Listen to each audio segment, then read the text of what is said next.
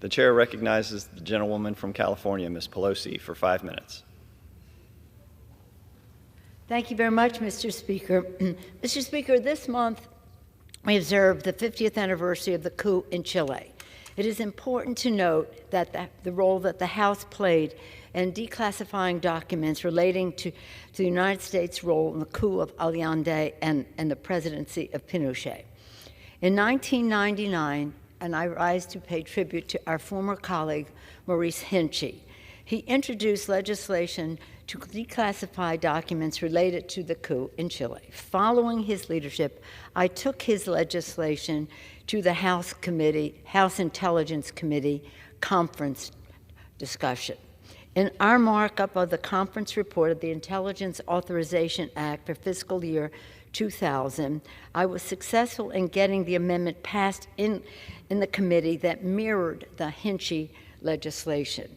This language was sustained on the floor, and when the FY 2000 bill was signed by President Clinton, it became law.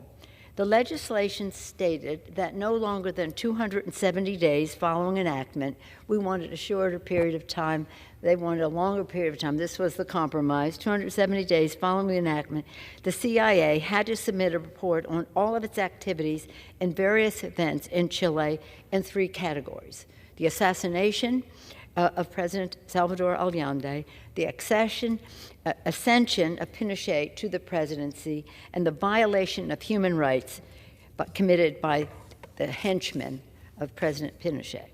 In 2001, therefore, the CIA prepared 16,000 documents for declassification, and since then, thousands more documents, maybe up to around 23,000 documents, have been declassified. During the debate on the FY 2000 legislation, it was argued that the search for documents related to human rights violations in Chile, now we're talking about murder, disappearances, imprisonment, torture.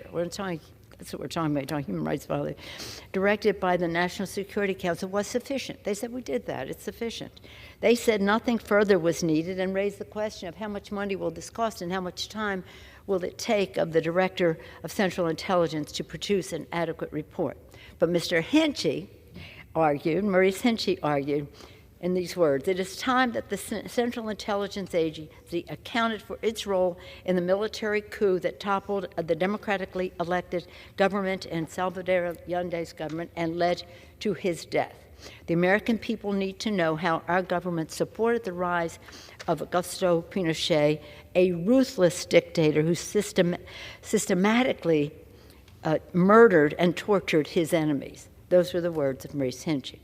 In May of 2016, I had the privilege of leading a strongly bipartisan congressional delegation to Chile. When we visited the Museum of Memory and Human Rights, and I recommend that if you get to Chile, you certainly see that. It was emotional and gratifying for some of us to see the documents that we had declassified under Maurice Hinchey's leadership, helping bring the truth to light.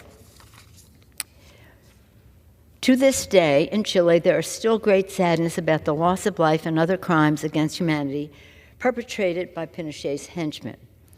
Last week in Chile was the 50th anniversary, and at the observance, an event marking 50 years since the coup, President Gabriel Boric spoke eloquently about the importance of reconciliation and democracy. Democracy, democracy. He said it again and again.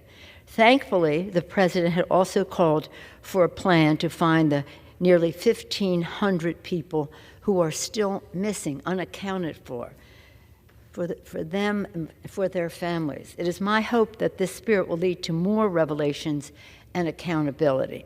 As we mark 50 years since the coup, I salute the leadership of Maurice Hinchey, Congressman Hinchey. He was a champion of justice not only in Chile, but in Argentina and other countries suffering under other similar despotic regimes, including those affected by Operation Condor. Operation Condor was how all of these vicious dictators coordinated their activities.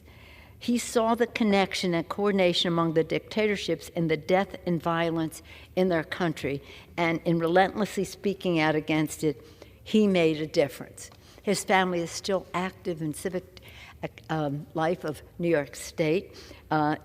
He passed away on November 22nd, 2017, but his leadership in the fight for truth and justice continues to be an inspiration to us all. Thank you, Mr. Speaker. I yield back the balance of my time.